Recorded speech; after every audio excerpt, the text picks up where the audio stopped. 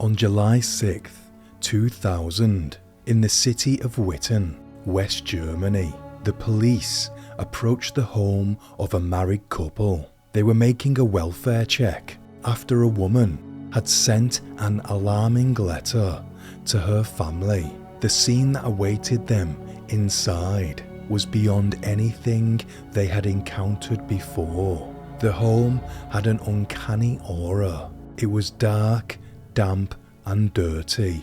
Throughout the house, blood-stained scalpels lay discarded.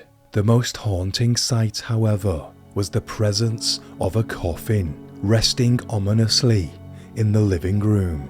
Below the coffin, on the floor, was the remains of a mutilated man. This was a brutal scene, and neither the woman nor the husband was anywhere to be found.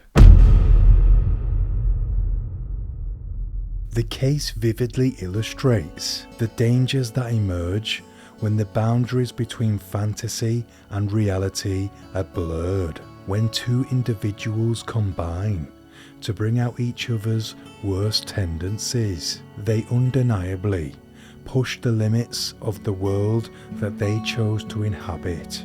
Before we dive in, I want to let you know that I make videos weekly, so if you want to see my next one, please drop the video a like and subscribe if you are new. It really helps me out. Thank you. Daniel Ruder considered himself an outsider, believing he was above the people who surrounded him. From a young age, he exhibited a sense of detachment from his peers, recoiling from physical touch as if it were a foreign concept. In his early 20s, Daniel was drawn to Germany's extreme right movement. He frequently attended events featuring bands aligned with the movement, participated in rallies, and actively recruited others to join. Drawn by a yearning for extremity and his own dark tendencies, Daniel found solace in the Gothic community. This subculture, rich with satanic rituals and macabre gatherings where participants drank each other's blood, fascinated him. Daniel recalled an insatiable thirst for the unique metallic and salty taste of blood, a craving he remembered since he was 12. However, his passion for politics dwindled after his party's poor performance in the elections, propelling him deeper into the Gothic lifestyle. He formed a band named Blood-Sucking Freaks and even modified his teeth to mimic a vampire's fangs. For a brief moment, this fulfilled him, but soon the void returned. By the time he was 23, a growing resentment towards the world consumed him, and he yearned for a companion. In August 2000, Daniel was now a car salesman by day, but by night he was convinced he was Satan's chosen messenger. He decided to place an ad in the classified section of Metal Hammer, a black metal magazine, which read, "Black-haired vampire seeks princess of darkness who hates everything and has bidden farewell to life." At 23, a woman named Manuela replied to the ad from Daniel. Intrigued by his dark allure, she sought to understand him more deeply. Yet, her past harboured even murkier secrets than Daniel's. Born in 1979 in a quaint German town, Manuela's early years were unremarkably normal. She was the apple of her parents' eyes, being an only child, and they showered her with love and care. However, adolescence brought about a marked transformation. By 13, her wardrobe transitioned to stark black, and her mood took on a dark, rebellious tone. While these changes might seem typical of many teenagers, her parents, though mildly concerned, believed it just to be another phase. But then, the behaviour got even worse. It wasn't just her style changing, it was her attitude becoming explosive. And then out of nowhere, she developed a very strange habit. She would go up to people, strangers she didn't know, and bite them, sinking her teeth into their flesh until they bled. And this was seemingly for no reason. Her parents immediately took her to a psychiatrist to see if they could find what was wrong. She was getting frequent therapy, but at the same time, her hallucinations had started getting worse. She began to hear voices. By the age of 14, Manuela professed to have encountered the devil himself, a claim that signalled a further deepening of her descent into the abyss. This alleged encounter marked a period of self-expression characterised by audacious punk hairdos and attire curated for its sheer shock value. Driven by an indomitable spirit of rebellion, she would participate in any demonstration that granted her the opportunity to rebel. By 16, disenchanted with the confines of her life, Manuela abandoned school and embarked on a new chapter in London. She secured employment at a Gothic nightclub in the heart of Islington, North London. It was open from midnight until dawn. It felt like the perfect place for her. The city's pulsating goth scene beckoned, and she was irresistibly drawn to the most extreme fringes, those obsessed with Satanism and vampirism, and the dark allure of black metal. This newfound community hosted bite parties, macabre gatherings where attendees would share in the act of drinking blood directly from each other's veins. At this point, Manuela's cravings grew more pronounced, leading her to find people from the internet to quench her insatiable thirst for blood. She would seek these people online when she could not fulfill her needs from the nightclub's offerings. The extremities of London's underground scene weren't enough to quench her relentless quest for more. At 17, a journey to Scotland introduced her to a group of goths with whom she indulged in even more disturbing behaviours, like sleeping atop of graves. Still only 19 years old, she decided to go back to Germany. She got back into the goth scene quickly, making friends with like-minded people, with those she met online. They were having rituals. They were drinking each other's blood. They were making plans to drink other people's blood, and she really found a crowd she thought she fit in with. In October 2000, Manuela claimed to have pledged her soul to Satan's service in a ceremony and vowed to take his every word as law and promised to serve him in the afterlife. Her following of black metal at this point led her to the fateful magazine with Daniel's ad inside.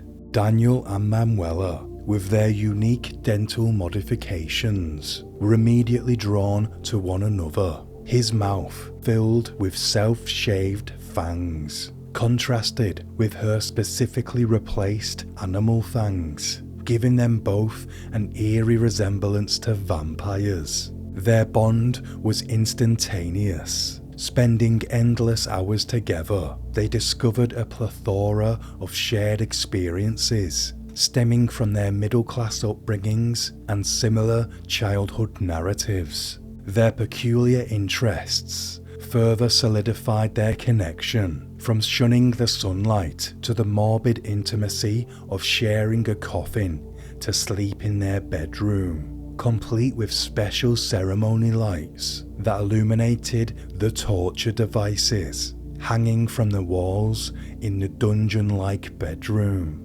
Daniel and Manuela's bond deepened with every macabre adventure they embarked upon. Their frequent trips to England and Scotland often culminated in nights spent within the graveyards, drawing them closer to the world of the dead. Their escapades ranged from attending devil-worshipping gatherings to an eerie incident where they dug a grave-like hole for Manuela to sleep in, simulating the experience of lying in her final resting place. Manuela, with her extensive knowledge of the darker arts, even taught Daniel the meticulous technique of drawing blood from a human without striking a vital artery. Their relationship was intense. They distanced themselves from social norms. Their world revolved around each other,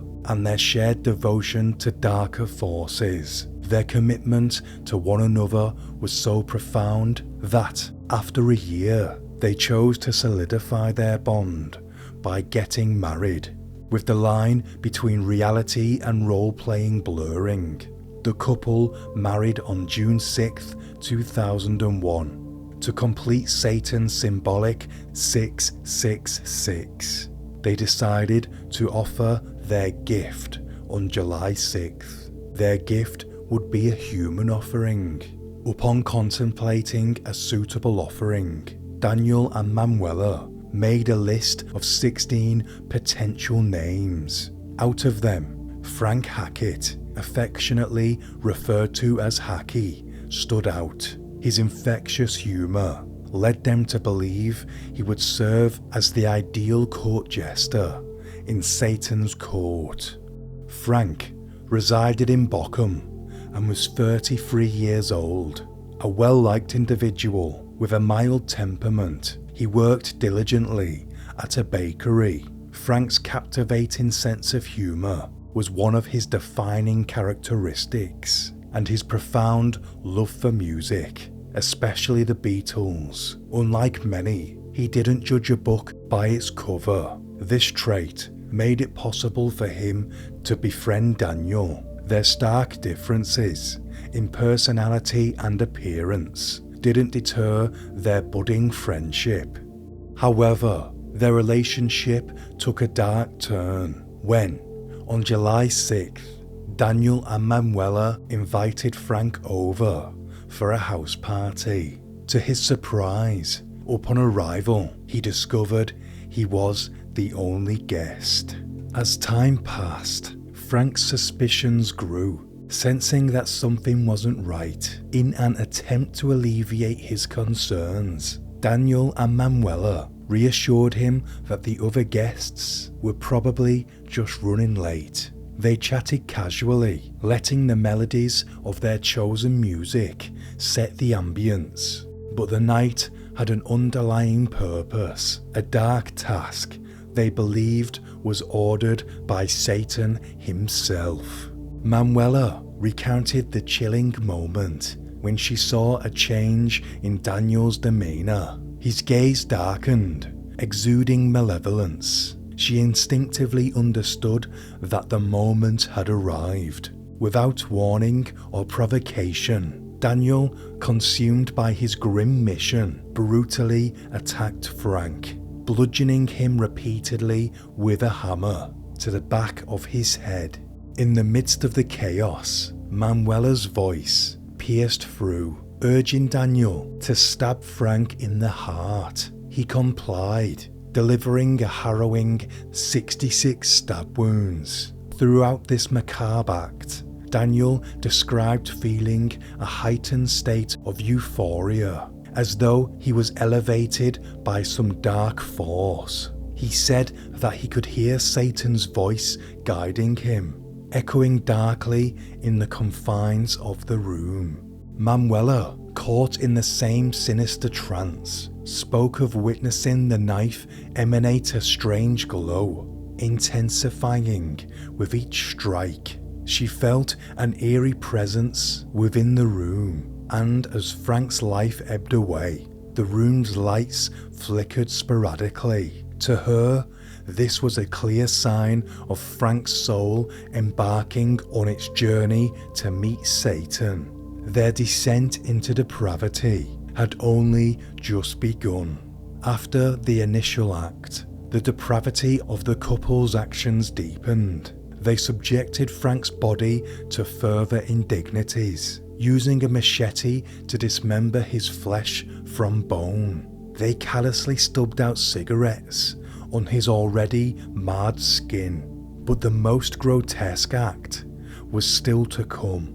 They meticulously sliced open Frank's veins, greedily consuming the flowing blood. They also collected the remaining blood in a bowl, intending to savour it for later. Possessed by their dark beliefs, the couple anticipated that by ingesting Frank's blood, they would metamorphosize into true vampires, thus seeking their alliance with Satan. But when no acknowledgement came from the underworld, fear swiftly replaced their fantasy. Overwhelmed with the weight of their heinous actions and the silence of their dark deity, panic gripped the couple and they decided to flee the scene. In their twisted beliefs, they decided that they needed to continue their killing spree, and they waited for Satan's signal. They still had a list of potential victims, and they also had a brand new chainsaw. So, on the road they went. Back home, Manuela's mother received a letter from her daughter expressing her desire to, and quote, "I must liberate my soul from the mortal flesh." Fearing the worst, her mother informed the authorities. 3 days after the murder of Frank, the police entered the couple's home and found his remains rotting in the living room beneath a coffin. Another chilling detail one of the officers noticed was a framed image of a woman being hanged in the bathroom. It sounded like a true house of horrors. The officers also found their list of potential victims. They knew they had potential serial killers on the loose, and they had to be stopped as quickly as possible. It took 3 days to locate the couple in a place called Jenna. They were arrested with no hesitation. They came easily. There was a fear though, as a woman on their hit list lived in Jenna, and the officers were worried that they had already taken another victim. But fortunately, this wasn't the case. In the aftermath of their arrest, Daniel and Manuela's responses were very different. Daniel, perhaps in a bid to absolve himself or feign insanity, said he remembered nothing about the crime. This was, however, opposite to Manuela's approach, who, ever eager for attention, recounted the grisly details of the crime. While in custody, Daniel exhibited a series of erratic behaviours. In a bizarre act, he bit into his own veins, but strangely, soon after, sought medical help, a peculiar move for someone who claimed to be a vampire and revelled in blood rituals. In interactions with his legal team, Daniel's twisted aspirations became evident. He expressed a desire to eclipse the infamy of notorious cult leader Charles Manson. He said he knew he had to kill more for that infamy, and that he would have done so. Both Daniel and Manuela confessed to taking Frank's life. However, their perception of the act was deeply warped. In their eyes, this was not merely an act of murder. Instead, they believed they were acting on a divine command from Satan himself. Their delusions went as far as to drawing parallels between their actions and inanimate objects. Daniel likened themselves to a vehicle, arguing that just as one wouldn't blame a car for a fatal accident, they shouldn't be held accountable either. According to their twisted logic, they were merely instruments, with Satan being the real driver behind the heinous act. During the 2002 trial, Daniel's behaviour was both audacious and scandalous, seemingly in pursuit of the notoriety he craved. The pair, Daniel and Manuela, clearly aimed to make a spectacle of themselves, indulging in theatrics for all to see.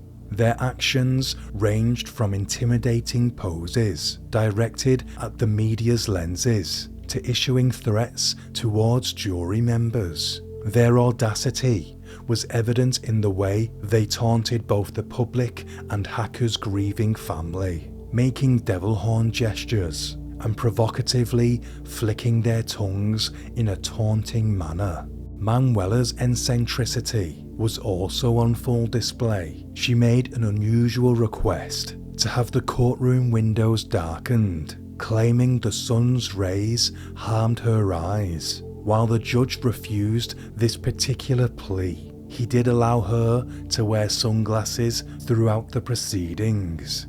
A former friend of Daniel took to the stand to shed light on his troubling behaviour. He recounted an altercation between them, noting Daniel's escalating aggressiveness, paranoia, and a concerning possessiveness over his own ideas and beliefs.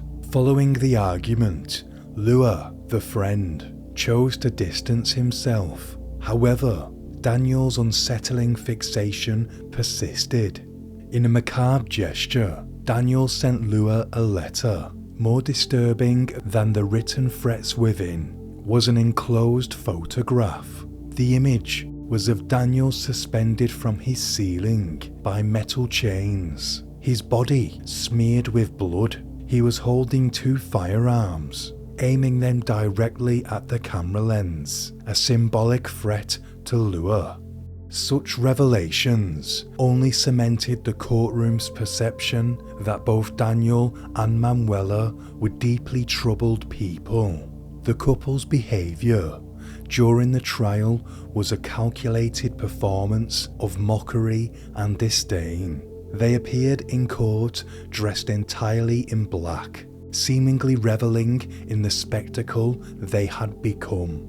Manuela in particular embraced this defiant facade, growing her fingernails to resemble claws and even shaving an upside-down cross into her hair, a blatant symbol of her alleged allegiance. Their audacity extended to continuous, cold stares directed at the grieving families of the victim. Throughout the proceedings, neither displayed a shred of remorse. The profound anguish and terror felt by Frank's family was palpable. Their pleas for life sentences for the perpetrators stemmed from a genuine fear for the potential harm they could inflict on others. The emotional toll on Frank's mother, Doris, was evident. She candidly expressed her shattered emotional state, continuously grappling with the overwhelming grief. The mere thought of Daniel and Manuela ever gaining their freedom was an unimaginable nightmare for her. In the chilling climax of this trial, on January 31st, 2002, the court rendered its final judgment. Overseeing the proceedings was Judge Arno Kesting Tombrook. They declared the Ruder couple mentally incompetent and sentenced Daniel to 15 years and Manuela to 13 years, which was to be served in the psychiatric unit of the prison.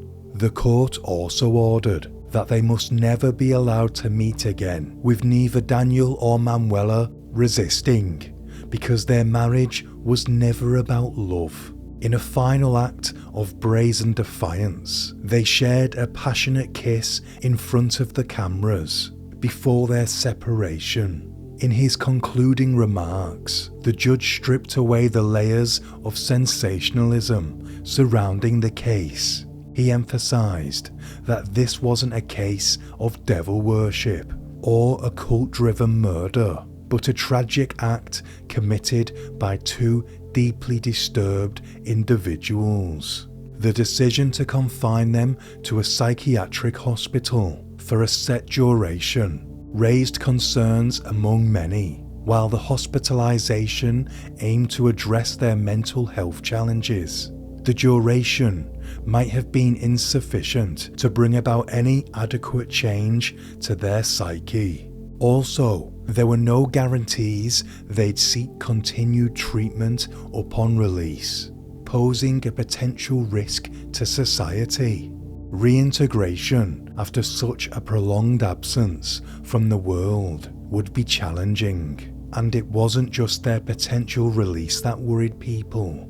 The influx of fan mail they received, some of which openly endorsed their heinous act, added another layer of complexity. It was unnerving to think that there were individuals out there who not only understood their warped mindset, but celebrated it. Such support could embolden them or others with similar tendencies, raising genuine concerns about public safety. Shortly after their incarceration, Manuela divorced Daniel. Her release in 2015 raised eyebrows and questions regarding the due diligence performed before letting her reintegrate into society. The lack of clarity on whether a comprehensive psychiatric evaluation preceded her release is concerning. She was granted a new identity, giving her a fresh start and a shield from any public scrutiny or backlash. The court's stipulation of no contact with Daniel is likely to prevent any potential collusion or reverting to old harmful patterns.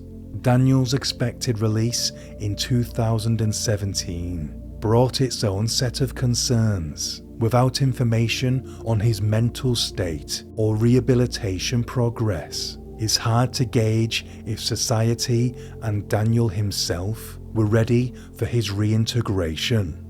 Daniel wrote a book in which he claimed he lied when he said that Satan had ordered him to murder. He said he was not a Satanist, but that he was trying to protect his wife, who was the driving force behind the murder. Unfortunately, the book only served to reinforce his mental illness.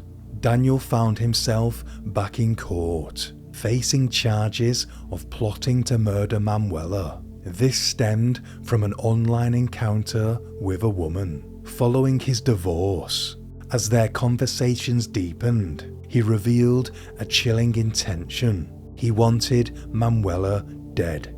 Devising a plan, he sought to employ this woman to assassinate his ex-wife.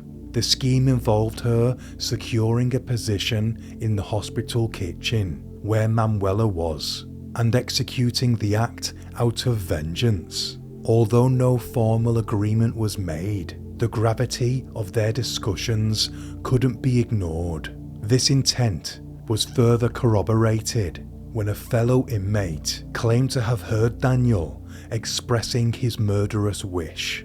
In defense, Daniel asserted that these allegations were fabricated, made by individuals seeking attention and significance. Nevertheless, the charges of attempted murder didn't stick, and Daniel was exonerated as he was set free in September 2017. Frank's grief-stricken father said that while Daniel is starting an exciting new chapter in his life, he was left to mourn his son at his grave.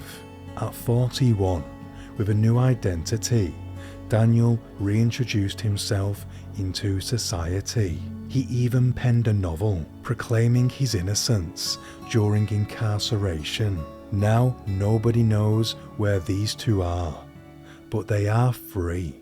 Thank you for watching. Until next time, stay sane.